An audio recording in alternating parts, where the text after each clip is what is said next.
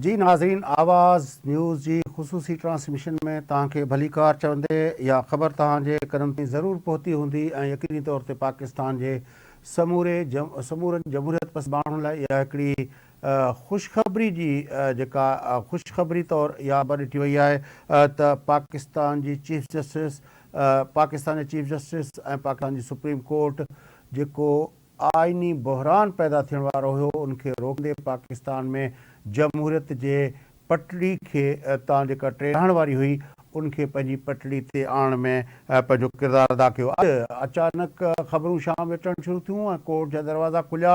आम तौर ते राति जे टाइम कोर्टूं खुलंदियूं रहियूं आहिनि पाकिस्तान जी तारीख़ में, त उन मां कनि सुठनि फ़ैसिले तवक़ो न कई वेंदी आहे। पर अॼु जेका कोर्ट खुली त उनजो मतिलबु सभिनी खे इहो सम्झ में पियो आयो त जेको लाहौर हाई कोर्ट पाकिस्तान जे अंदरि जेके आम चूंडूं जेका 8 फरवरी ते थियल हुयूं मुक़ररु थियल हुयूं जंहिंजी तारीख़ ॾिनल हुई, उन जे हवाले सां जेको DROs ऐं ROs जे बारे में जेको फ़ैसिलो ॾिनो हुयो, उनखां पोइ चूंडुनि जे बारे में जेको अभाम पैदा थियो, सुप्रीम कोर्ट ऑफ पाकिस्तान अॼु जेको आहे उन हवाले सां उहो लाहौर हाई कोर्ट जो फ़ैसिलो सिर्फ़ु मुअतल कयो, पर साॻे वक़्तु जेको पिटिशनर हो जेको PTI जो पंहिंजो रहनुमा बि आहे ऐं वकील बि आहे, जंहिंजे बारे में ख़ुदि ऑर्डर में लिखियो त उहो अॻे जॾहिं PTI जी हुकूमत हुई उनमें एडिशनल एडवोकेट साहब बि रही चुका आहिनि ऐं बैरिस्टर आहिनि ऐं चयो वियो त उन्ही खे जेको आहे शोकाज़ नोटिस बि ॾियो, बल्कि उनखे जेको आहे तौहीन अदालत जो नोटिस ॾियो, छाकाणि त सुप्रीम कोर्ट ऑफ पाकिस्तान अॻुवाट चई चुकी आहे त चूंडुनि जे जेको लफ़्ज़ कया विया, no one should be allowed at any pretext to tell the democracy. इहो सुप्रीम कोर्ट जो अॻूणो ऑर्डर हुयो। उनमें बिल्कुलु लफ़्ज़नि में चयो वियो हो त कंहिं बि प्रीटेक्स्ट ते कंहिं बि बुनियाद ते कंहिं माण्हू खे बि जमहूरियत खे पटड़ी तां हटाइण जी इजाज़त न ॾिनी वेंदी। पर उनखां पोइ साॻे वक़्तु अॼोके फ़ैसिले जे अंदरि न सिर्फ़ु हिन ते जेका पंहिंजो ऑर्डर में जेको आहे उनखे लिखायो वियो, पर जज जेको लाहौर हाई कोर्ट जो जज साहिबु आहे उनजे बारे में बि उन फ़ैसिले में लिखायो वियो त जज साहिबु जेको इहो फ़ैसिलो कयो आहे उन पंहिंजी जेका हाई कोर्ट जी जेका टेरिटोरियल जुरिसडिक्शन्स आहिनि उन खां बियॉन्ड वञी जे करे उन फ़ैसिलो कयो आहे ऐं हुन पाकिस्तान जे चीफ जस्टिस जे ऐं पाकिस्तान जी सुप्रीम कोर्ट जे फ़ैसिले जी भञकिड़ी कई आहे। बहरहाल उन ते गुफ़्तगू कंदासूं। असां सां मुल्क जा 2 सीनियर सहाफ़ी तर्जुमेगार जनाब सुहेल सांगी साहब ऐं जनाब मोहसिन बब्बर साहब मौजूद आहिनि ऐं हिन ख़ुसूसी ट्रांसमिशन में कोशिशि कंदासीं असांखे ॿिया दोस्त बि जॉइन कनि। जी सांगी साहब, कीअं था ॾिसो अॼोके फ़ैसिले खे? वॾो तारीख़ी फ़ैसिलो आहे ऐं जीअं तव्हां ॿुधायो त इन जे नतीजे में चूं मुलतवी थी वञनि हा ऐं मुलतवी थियनि हा त पोइ इहो वरी कॾहिं थियनि ऐं हिकिड़े मुल्क में तमामु हिकिड़ी बेयकीनी वारी सूरत हाल उहा पैदा थिए हा। ऐं बेयकीनी वारी सूरत हाल पैदा थींदी आहे त पोइ उन में सिर्फ़ु सियासी घोटालो ई कोन्हे, मुआशी नालो बि साॻे वक़्तु आहे, ख़ुदि जेको हुकूमत गवर्नेंस आहे उन जे वॾा सुवाल अची वेंदा आहिनि ऐं उन में केरु हुकूमत करण वारो आहे केरु न आहे, सभु शयूं उन में थी वञनि हा। त आउं सम्झां थो इहो सॼो मुल्क हिकिड़े आइनी सियासी बहरान ॾे वियो पिए, उन खां बचाए वरितो आहे इन सॼे फ़ैसिले। ऐं इन में जेका वॾी ॻाल्हि इहा आहे त जॾहिं अञा चूंडुनि जो ऐलान वग़ैरह न थियो ऐं चीफ जस्टिस फायज़ी सां थियो त ओॾी महिल इहो थियो पिए त भई जेकॾहिं मुल्क में वाक़ई चूंडूं थींदियूं पोइ ही चीफ जस्टिस उनखे यकीनी बणाए सघिजे थो, न त कई धुरियूं मुल्क में उहे आहिनि जेके इहे चाहिनि थियूं त चूंडियूं कंहिं न कंहिं तरीक़े सां मुलतवी थियनि। त हिन बहरहाल उहे जेके माण्हुनि जूं उमेदूं हुयूं घटि में घटि इन हद ताईं उनखे ॾाढो पूरो कयो आहे। मोहसिन बब्बर साहब, तव्हां कीअं था ॾिसो जो की इहा जेका कार्रवाई थी आहे सुप्रीम कोर्ट जी ऐं इलेक्शन कमीशन खे जेको चयो वियो आहे ऐं साॻे वक़्तु इलेक्शन कमीशन खे बाउंड कयो वियो आहे त तव्हां जेको आहे इलेक्शन शेड्यूल अॼु पधिरो कंदव, छाकाणि त उन्हनि चयो त तव्हां असांखे तव्हां पंहिंजो कमु पाण कयो, असां तव्हां खां कमु कराईंदासूं, तव्हांजो कमु असां न कंदासूं, मदा कंदासूं, लफ़्ज़ इस्तेमालु कयो चीफ जस्टिस साहिबु, त माइक्रो मैनेजमेंट असां न कंदासूं, असां तव्हांखे सहूलियत ॾींदासीं, तव्हां खां कमु वठंदासीं। फयाज़, सुप्रीम जो मां सम्झां थो ही अदलिया जी पार्लियामेंट जी ऐं आइन जी बालादस्ती जो आहे ऐं आइन जी बालादस्ती जो हिकिड़ो पाकिस्तान में वॾो मसइलो रहियो आहे केतिरनि ॾहाकनि खां वठी, ऐं असां जो उमिरूं गुज़री वियूं आहिनि, ॿुधंदे ॾिसंदे त कॾहिं आइन जी बालादस्ती थींदी। अहिड़ा फ़ैसिला यकीनन मुल्क में आइन जी बालादस्ती खे सुप्रीम बणाईंदा, ऐं ज़ाहिर जॾहिं आइन बालादस्त थींदो त पार्लियामेंट बालादस्त थींदी, ऐं पार्लियामेंट जे लाइ चूंडुनि जो जेको अमल आहे उहो प्रोसेस शुरू करणु ऐं मुकमल करणु तमामु ज़रूरी हो। फ़ाइज़ ईसा साहब पंहिंजे पोएं जजमेंट में जेका कमिटमेंट ॾेखारी हुई इन फ़ैसिले में त कंहिंखे बि इजाज़त न ॾिनी वेंदी इन खे डीरेल करण जी, इन प्रोसेस ॾाढो तारीख़ी जुमिलो चयो, ऐं उन खे हुन अॼोके हिन फ़ैसिले में हुन यकीनी करे ॾेखारियो आहे। न रुॻो चयईं पर करे ॾेखारियईं। चइबो आहे त कानून में चइबो आहे त न रुॻो फ़ैसिलो इंसाफ़ थिए पर इंसाफ़ थींदो नज़र, ऐं उहो अॼु इंसाफ़ थींदो नज़र आयो आहे। जहिड़े तरीक़े सां चीफ जस्टिस साहिब इन खे अॻिते खणी हलियो आहे ऐं इन फ़ैसिलो कयो आहे। जेके शरारतूं थियूं पे, जेके कोशिशूं थियूं पे, जेके मुतालबा थिया पे, उन्हनि सभिनी तव्हां ॾिसो केॾो प्रेशर हो हिन मुल्क में। पॉलिटिकल मीडिया हिकिड़ो हिजान पैदा कयो पे, हिकिड़ो प्रेशर पैदा कयो पे, सोशल मीडिया हिकिड़े पासे लॻी पई, पर उन्हनि सभिनी खे हिकिड़े पासे रखंदे चीफ जस्टिस साहिब जेको फ़ैसिलो ॾिनो आहे, इहो पाकिस्तान में पाड़ूं मज़बूत थींदियूं, न रुॻो पॉलिटिकल जेका गैर यकीन ख़तमु थींदी, पॉलिटिकल प्रोसेस जूं जमहूरी अमल जूं पाड़ूं मज़बूत थींदियूं, ऐं यकीन उन्हनि से नतीजे में मुआशी इस्तेकाम ईंदो। ॿी जेका अहम ॻाल्हि इलेक्शन कमीशन जे हवाले सां कई वई आहे। इलेक्शन कमीशन खे अॼोके इन फ़ैसिले में ऐं जेके रमक साम्हूं आया आहिनि, हुननि पहिरीं बि इलेक्शन कमीशन ख़ुदि मुख़्तियार हुयो पंहिंजा फ़ैसिला करण में ऐं इलेक्शन चूंडूं करण में। अॼु बल्कि हुन डबल जेको आहे फोर्स करे सुप्रीम कोर्ट हुनखे ॿुधायो तव्हां पंहिंजो कमु करियो, असां तव्हांखे फैसिलिटेट कंदासीं ऐं असां तव्हांजा मददगार कंदासीं, तव्हां माइक्रो मैनेज न कंदासीं। तव्हांजो मक़सदु शोएब शाहीन साहब आहिनि, पंहिंजो वकील आहिनि तहरीक इंसाफ जा, उन्होंने असांखे ज्वाइन कयो। शोएब शाहीन साहब को वेलकम कहते हैं। आखिर क्या वजह थी कि तहरीक इंसाफ को लाहौर हाई कोर्ट जाना पड़ा जब सुप्रीम कोर्ट की इतनी क्लियर वर्डिक्ट थी कि no one should be allowed to at any pretext to derail democracy, और फिर जब आज के चीफ जस्टिस साहब ने लिखवाया कि पांचों हाई कोर्ट्स को लिखा गया कि आप जुडिशल ऑफिसर दें इलेक्शन के लिए, तो उन्हें कहा गया कि 103 मिलियन जो है वो केसेस पड़े हुए हैं तो हम जुडिशल ऑफिसर नहीं दे सकते। इतनी क्लियरिटी थी तो फिर क्यों तहरीक इंसाफ गई और को डीरेल करने के प्रोसेस का हिस्सा बनी? पहली बात तो ये है कि इलेक्शन को डिरेल करना ना तो पर्पस है का, ना वो उसका हिस्सा बनना चाहती थी, ना बनना चाहती है। इस हद तक तो हम अप्रिशिएट करते हैं कि 8 फरवरी को इलेक्शन बच गया है और ये होना चाहिए। और आपको पता होना चाहिए कि ये वो एडमिनिस्ट्रेशन है जो रोजाना हमारे लोगों को अगवा करती है, तशद्दुद कराती है, उनको प्रोटेक्ट करती है जो अगवा करने वाले लोग हैं, और रोजाना नजरबंदियों के आर्डर करती है। मैं खुद अभी क्वेटा से मुझे वापस भेज दिया गया, मैं मरकज कन्वेंशन के लिए जा रहा था, वहाँ की एडमिनिस्ट्रेशन लोकल ने मुझे वहाँ से नहीं जाने दिया। अब बात यह है कि ऐसी एडमिनिस्ट्रेशन से फ्री एंड फेयर इलेक्शन की तवक्को कैसे रखेंगे। फिर इलेक्शन कमीशन ने कोर्ट में, सुप्रीम कोर्ट ने ये झूठ बोला है कि तमाम अदालतों ने ये कह दिया कि हम रिटर्निंग अफसर नहीं दे सकते। लाहौर हाई कोर्ट का ऑर्डर मेरे पास मौजूद है, उन्होंने कहा जब शेड्यूल आ जाए मैं हमारे पास फ्रेश रिक्वेस्ट लेकर आ जाए, कितने बंदे चाहिए, कब चाहिए। ये अगस्त में उन्होंने इनको नोटिस दिया था, एप्लीकेशन दी थी। उसके बाद बजाय उनको दोबारा राब्ता करने के उन्होंने डिस्ट्रिक्ट एडमिनिस्ट्रेशन के लोगों को रिटर्निंग अफसर लगा दिया, और फिर साथ ये भी झूठ बोला, कहा कि जनाब हमने पिछली गवर्नमेंट के कोई बंदे नहीं बिठाए हुए। इस वक्त फेडरल गवर्नमेंट में जो बैठे हुए हैं डिप्टी कमिश्नर जो रिटर्निंग अफसर बनाया या जो आईजी बैठा हुआ है, इनको खुद ये इलेक्शन कमीशन लिख के दे चुके हैं कि जनाब इनको तब्दील करें 1 से ज़ायद मरतबा, और उसके बाद उन्हीं को डिस्ट्रिक्ट रिटर्निंग अफसर बना दिया।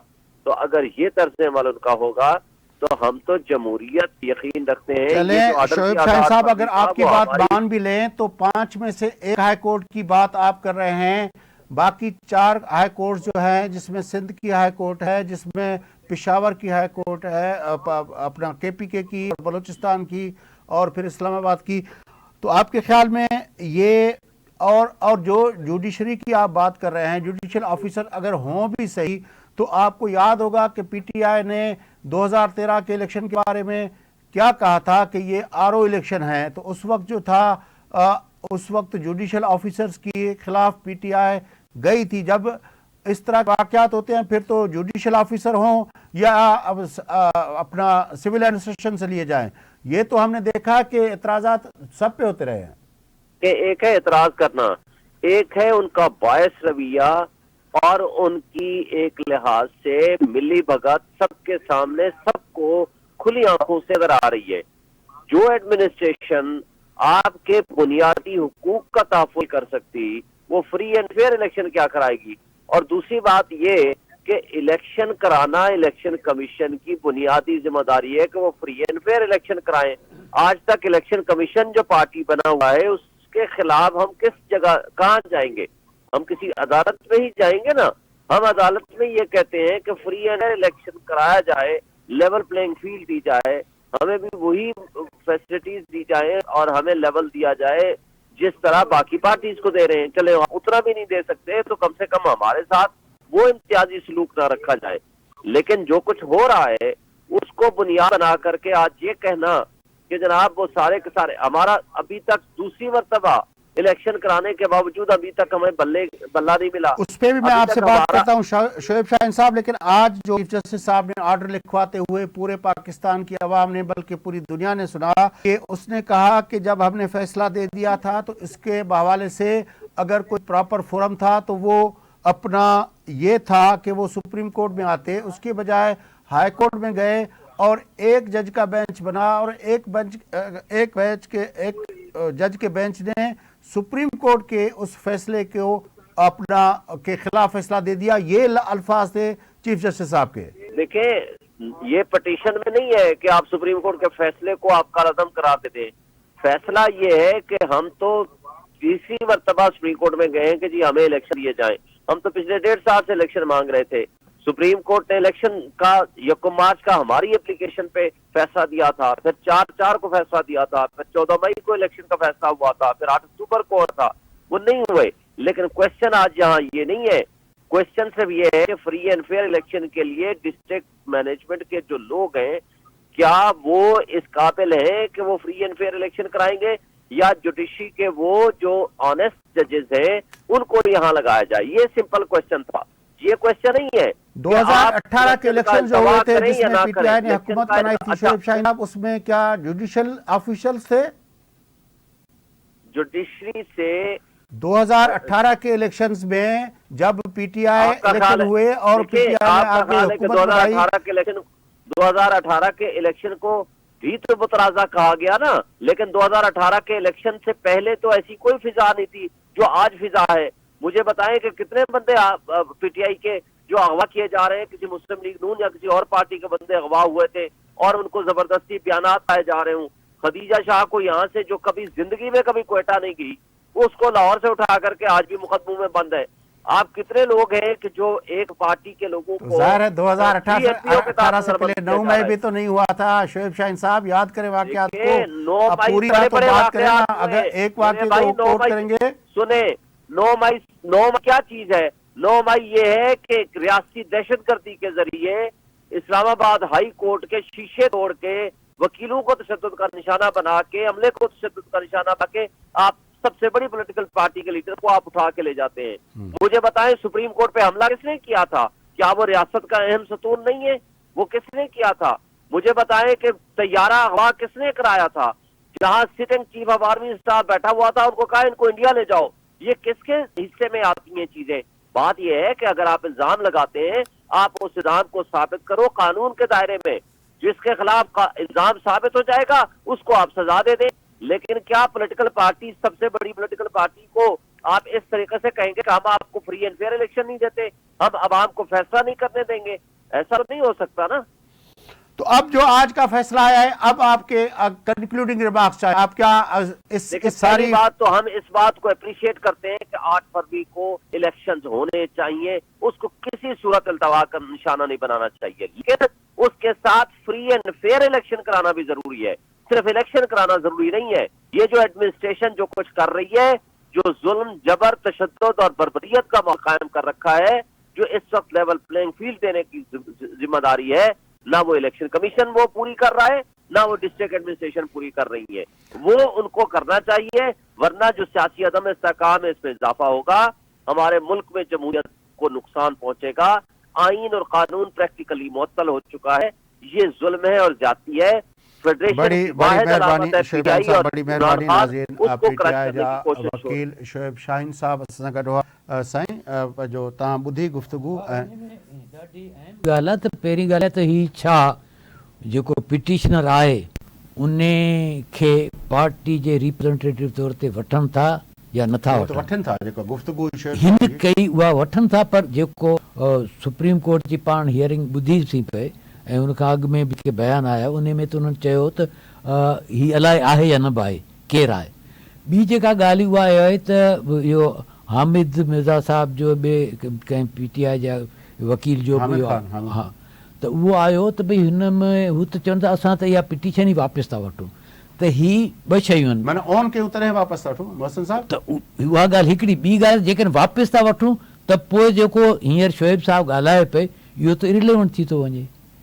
पोइ त PTI जो आख़िर स्टैंड कहिड़ो आहे? जी बिल्कुलु. ॾिसो हाणे PTI जो एतिराज़ चलो हिकिड़ो मञी वञिजे असां इंतिज़ामी ऑफिसरनि उहे नथा कनि. माना छा मतिलबु आहे त इंतिज़ामी ऑफिसर कहिड़ा हुजनि, माना कहिड़ा हुननि खे पर लॻल हुजनि. इंतिज़ामी ऑफिसर त ई हूंदा आहिनि, उन हुकुम जा पद हूंदा आहिनि, जेको हुनखे हुकुम मिलंदो आहे पूरो कंदा आहिनि. तंहिंजे करे छा इंतिज़ामी ऑफिसर जेकॾहिं हिननि जे फेवर जा हुजनि हा त माना उहे ठीकु हुजनि हा. इंतिज़ामी ऑफिसर हूंदा आहिनि, उहे पंहिंजो वर्क कमु कनि पिया. उन्हनि हाणे हीउ जेको सिलसिलो आहे इहो ज़ाहिर अदालतनि जो हुकुम ईंदो आहे, ज़मानतूं बि थियनि पियूं, सभु शयूं थियनि पियूं, सिलसिलो हले थो. पर मेजर ॻाल्हि हिन में छा आहे, प्रॉब्लम इहो थियो आहे, हीउ थियो आहे बैकफायर हिननि खे. PTI जी जेका पिटिशन आहे इहा कंसल्टेशन सां कान थी हुई. इहा डायरेक्टली उमेर नियाज़ी खे डायरेक्ट हुकुम थियो हो किथां जेल मां, ऐं हुन डायरेक्टली कराई हुई. तव्हां ॾिसो कंहिं बि ऑन न कयो. उन सेम डे ते कंहिं बि पिटिशन खे ऑन न कयो. हामिद ख़ान तोड़े जेके बि हिन जा वकील हुआ उन्हनि ऑन न कयो. बाक़ी रहियो ॾिसो शफ़ाफ़ इलेक्शन कराइण त तमामु ज़रूरी आहे. इन जे लाइ किथां माण्हू ईंदा, जुडिशल बि साॻिया ई आहिनि, ROs जेके थींदा आहिनि उहे बि साॻिया आहिनि, इंतिज़ामी ऑफिसर बि साॻिया आहिनि. उहे किथे न किथे कंहिंजो न कंहिंजो ईअं. ॿी ॻाल्हि इहो त अच्छा हिननि खे जेकॾहिं कंहिं लाहौर जे स्पेसिफिक ज़िले सां मसइलो हो या कंहिं ज़िले सां मसइलो हो त हिननि खे स्पेसिफाई करणो हूंदो. फलाणो ऑफिसर जेको आहे असां सां ज़्यादती थो करे, तंहिंजे करे हिन खे हटायो वञे. पर हिते त माना सभिनी खे, सॼे पाकिस्तान जा जेके ज़िला ऑफिसर आहे उहे ख़राबु निकिता. पर सिंध जे चलो ठीकु थी वियो, साईं पंजाब में तव्हां ज़्यादा थिए पई, सिंध में हिन सां कहिड़ी ज़्यादा थिए पई? सिंध में कहिड़ा इंतिज़ामी ऑफिसरनि जेके हिननि खे तंग कनि पिया या उहा धांधली लॻी पई. त इहो सॼो हिकिड़ो वायुमंडल क्रिएट करे बेसिकली छा आहे, हिकिड़ो प्रॉब्लम आहे पाकिस्तान में. कुझु अहिड़ियूं पॉलिटिकल पार्टीज़ आहिनि जेके मामलनि खे ख़राबु करण जे लाइ सिर्फ़ु मैदान में ईंदियूं आहिनि ऐं उनजो कमु हूंदो आहे त इहो घुबाटो कजे, मसइला हुजनि. वक़्फ़ो वठूं था नाज़रीन, वक़्फ़ो वठूं था. आवाज़ न्यूज़ जी ख़ुसूसी ट्रांसमिशन जारी आहे. वक़्फ़े खां पोइ तव्हांखे अपडेट कंदासीं.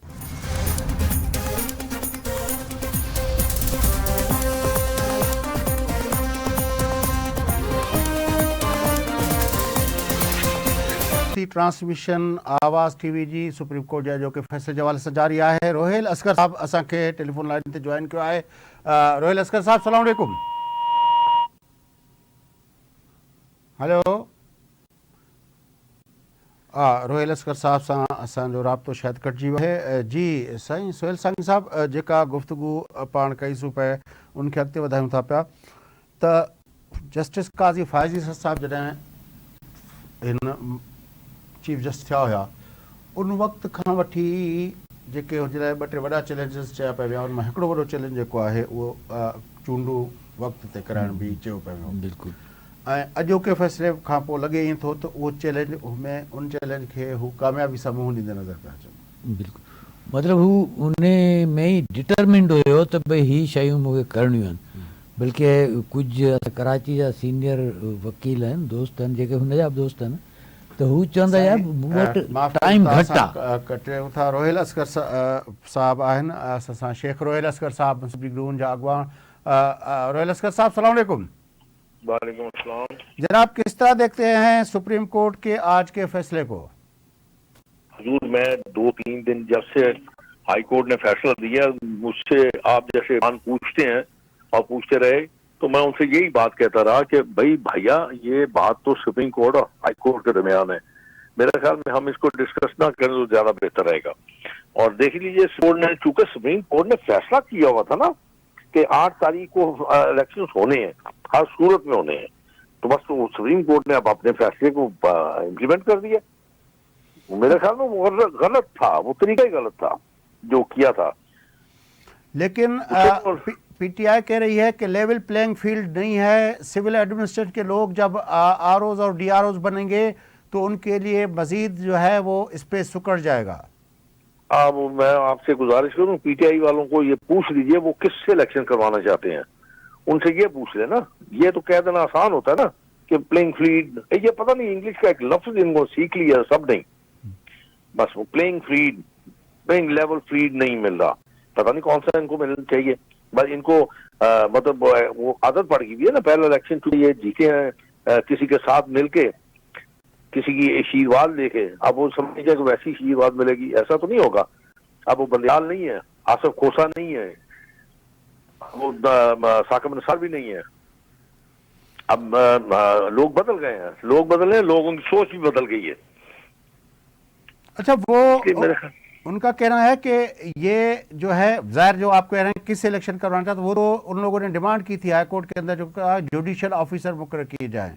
तो जहाँ यही लोग थे ना जिन्होंने जुडिशियल ऑफिसर के ऊपर उंगली उठाई थी, आपको याद होगा 13 के इलेक्शन में। वो जब जुडिशियल ऑफिसर थे तो उस पर भी उंगली उठाई गई थी कि ये इंसाफ नहीं कर रहे, इन्होंने ठीक इलेक्शन नहीं करवाए। तो मैं वही कह रहा हूँ ना कि वो जुडिशियल ऑफिसर से भी कह, अब मेरा अपना ख्याल है कि जुडिशियल ऑफिसर को इस चीज से बाहर आना चाहिए, क्योंकि अगर फर्ज कीजिए खुदा न खास्ता उन पे अगर ऐसा कोई इल्जाम आएगा तो ये समझ लीजिए कि पूरी जुडिशरी पे इल्जाम आ जाता है। तो इसलिए मेरा अपना ख्याल है कि कंट्रोवर्सी से बाहर रहना चाहिए जुडिशरी को। अच्छा, आप क्या समझ रहे हैं कि अब ये फैसला आ गया है, आप इसमें मजीद कोई दिक्कत देख रहे हैं कि अब इलेक्शन के 8 फरवरी के इनकाद में कोई आप देख रहे हैं? मेरा नहीं ख्याल, मैंने इस चीज को नहीं देखा, मैं तो इसमें मुस्बत चीज को ले रहा हूँ कि इंशाल्लाह ठीक रहेगा। बड़ी मेहरबानी है रोहिल असगर, शेख रोहिल असगर साहब की साईं।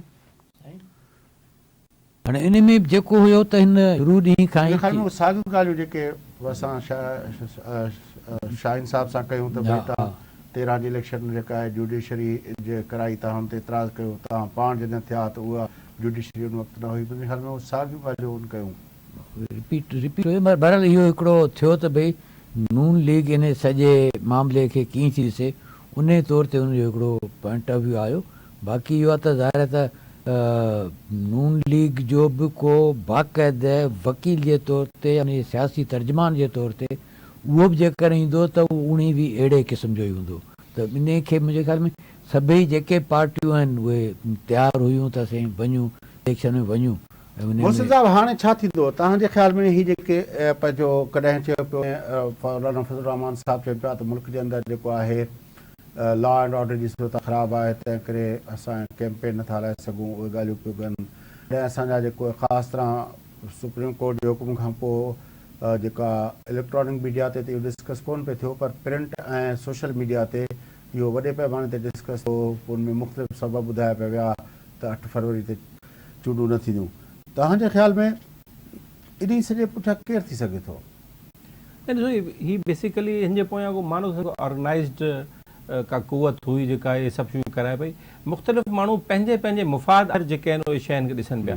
जे जो हिकिड़ो पंहिंजो मुफ़ाद हो, पंहिंजो हिकिड़ो कुझु कॉन्स्टिट्यूंसी हुननि जा एतिराज़ हुआ, उहो ॾिसनि पिया हिते असांखे ॾुखियायूं थी सघनि थियूं। नून लीग इन हवाले सां न खुली साम्हूं न पई आहे, पर उनजे किथे न किथे पोशीदा ॻुझी जेका इहा ख़्वाहिश मौजूदु हुई त नून लीग उहे पंहिंजो ही थोरो कुझु अॻिते हली वञनि, त कुझु जेके आहिनि पॉलिसीज़ ऐं जो कुझु फ़ैसिला जेके आहिनि उहे निगरान हुकूमत करे, जीअं अची असांखे अॻियां ॾुखियाई न थिए। त उहो उन्हनि जो पर्सपेक्टिव डिफरेंट हो, जे जो डिफरेंट हो, ऐं ॿियूं जिथे किथां PTI जो असां ॻाल्हि ॿोल तव्हां करे चुका आहियो ऐं उन ते ॻाल्हि ॿोल बि थी आहे, शोएब शाहीन जो मौक़िफ़ बि अची वियो आहे।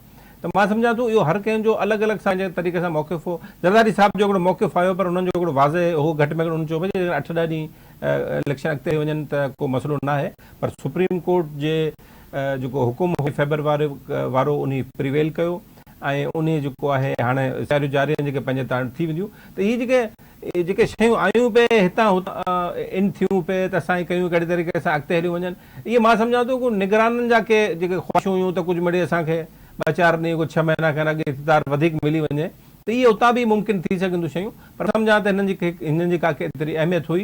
कोशिशूं ॾिसो, हीउ मुल्क आहे सॼो डेमोक्रेटिक कंट्री आहे, हर कंहिंखे ख़ासि तरह पंजाब ऐं ख़ैबर पख्तूनख्वा में त निगराह जूं पहाड़ूं पुख़्तियूं थी वियूं। पाण पुख़्तियूं थी वियूं, उन्हनि त ज़रे घर करे विया, उन्हनि खे मज़ो अची वियो।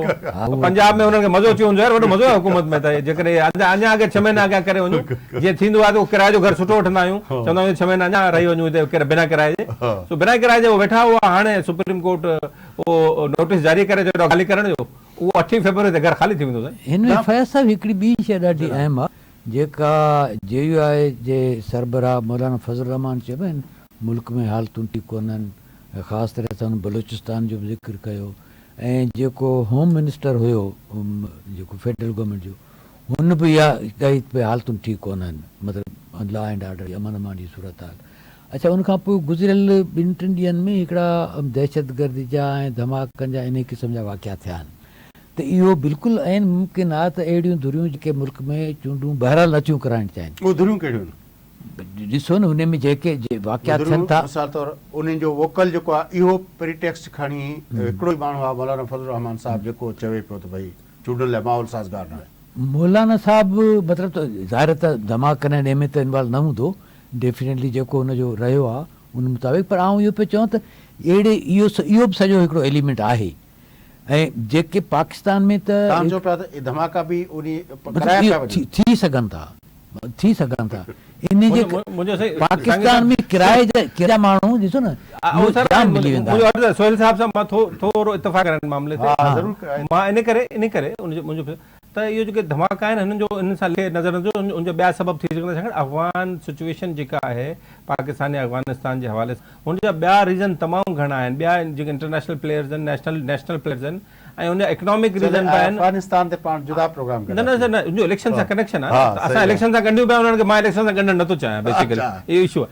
त उहे जेके माण्हू जेके वापसि वञनि पिया, ॾिसो हिकिड़ी ठीकु ठाक क़िस्म जी इकोनॉमी, $8 अरब जी इकोनॉमी हुई फियास, जेका अफ़गानिस्तान वारा हिते जेके हमरा हुआ हिते प्ले कनि पिया, उन्हनि खे धकु लॻो आहे, वापसि वेंदा त उहो कुझु न कुझु पंहिंजूं हरकतूं किथे न किथे ॾेखारींदा। हुनजा प्लेयर्स आहिनि, हुनजी इकोनॉमिक इंट्रस्ट आहिनि हिन मुल्क में, त उहो ज़ाहिर पंहिंजो किथे न किथे ऐं माण्हू मिलनि पिया अफ़गानिस्तान जा जेके आइडेंटिफाई कया विया आहिनि डेरा इस्माइल ख़ान वारे धमाके जा ऐं हिननि कार्रवाई जा, उहे अफ़गानिस्तान में असांखे मिलिया आहिनि ऐं उन्हनि जी कार्रवाई जारी आहे। उन हुकूमत खे बि चयो आहे त असांखे माण्हू ॾियो, त तंहिंजे करे इहो ज़रूरी न आहे त इलेक्शन जो असां थींदो ई आहे आमतौर ते साईं धमाका थी विया, तंहिंजे करे इलेक्शन मुलतवी करण जे लाइ कोशिशि कई वञे। पर मां सम्झां थो हिन जा ॿिया कई रीज़न आहिनि। सिर्फ़ु ॾिसो न, दहशतगर्दी जो हिकिड़ो पाकिस्तान जे इलेक्शन में भला धमाका कराईंदा त हुननि कहिड़ो फ़ाइदो आहे? हुननि खे हू त पंहिंजो हिकिड़ो पाकिस्तान खे डिस्टेबलाइज़ करण लाइ हुननि जूं पंहिंजूं कोशिशूं हमेशह जारी रहंदियूं आहिनि। चलो पाकिस्तान इहो इनखे अॻिते वधायूं था हिन ॻाल्हि खे। साईं सांगी साहिब जो ख़्यालु इहो आहे त उहो इहो सभु कुझु जेको आहे it's a part of the game. तव्हांजो ख़्यालु इहो आहे त उहो ॿी शइ आहे ऐं हीअ ॿी शइ आहे। पर बहरहाल हिकिड़ी सुठी ख़बर आई आहे, हाणे जेको माहौल ठहंदो, जेको इहो चयो पियो वञे त शायदि जेको जिन जंहिंखे क़ाबू करण जो जेको बंदोबस्तु कयो पियो वियो, उहो जिन शायदि अञा ताईं क़ाबू न थियो आहे। मोहसिन साहिब, तव्हां खां पुछंदुमि त उहो जेको आर्ग्यूमेंट डिस्कस पियो थिए मुख़्तलिफ़ जॻहियुनि ते, त उहो जिन अञा ताईं क़ाबू न थियो आहे पंहिंजो उन क़ाबू कंदड़ पंहिंजो क़ुवतुनि खां, इहो सुवालु तव्हांखे कीअं थो लॻे? जिन क़ाबू आहे, मुंहिंजी नज़र में जिन क़ाबू थी चुको आहे ऐं जिन सां ॻाल्हियूं हलनि पियूं ऐं जिन सां बिल्कुलु ॻाल्हियूं हलनि पियूं ऐं हुन सां हीअ जेका चेंज प्रोसेस थियो आहे ऐं इहे जेको शयूं चेंज थियूं आहिनि, इहे ॻाल्हियुनि जो हिसो आहे। ऐं मुंहिंजी बिल्कुलु मां इन हवाले सां श्योर आहियां कि ॻाल्हियुनि जो सिलसिलो आहे। हीअ लठ ऐं चट वारी पॉलिसी आहे ॿिन्ही धुरियुनि जी, जेके ॻाल्हियुनि में इन्वॉल्व आहिनि, जिन बि ऐं जिन खे पकड़ण वारा बि। त उहे हिक ॿिए सां लठ ऐं चट ॾियनि पिया, थोरो प्रेशर हू डेवलप कंदा आहिनि, थोरो प्रेशर हुतां ईंदो आहे। त इहो पाण में उन हवाले सां कंहिं डील ते कंहिं नतीजे ते पहुचणो, ॾिसो न, पॉलिटिकल पार्टी का बि हुजे, सुलझियल पॉलिटिकल पार्टी इन मुल्क में जेका आहे पॉलिटिकल प्रोसेस खां परे रहण जी कोशिशि न कंदी। हिन में शामिलु थियूं कहिड़े तरीक़े सां खणी 5 सीटूं खणूं, 10 सीटूं खणूं, पर शामिलु थियूं जिथे बि असांखे जाइ मिले, इन जे करे शामिलु थींदा। अॻियूं बि जिन पकड़ण वारा जेके बि आहिनि उन्हनि खे ख़बर आहे। ॻाल्हि पई कई पाण गुफ़्तगू पई कई JUI जे बारे में ऐं मौलाना फज़ल रहमान साहब जेको आहे उनजे मौक़िफ़ जे बारे में, त हाफ़िज़ हमदुल्ला साहब असांखे ज्वाइन किया। हाफ़िज़ साहब, आपको वेलकम करते हैं। अस्सलाम वालेकुम।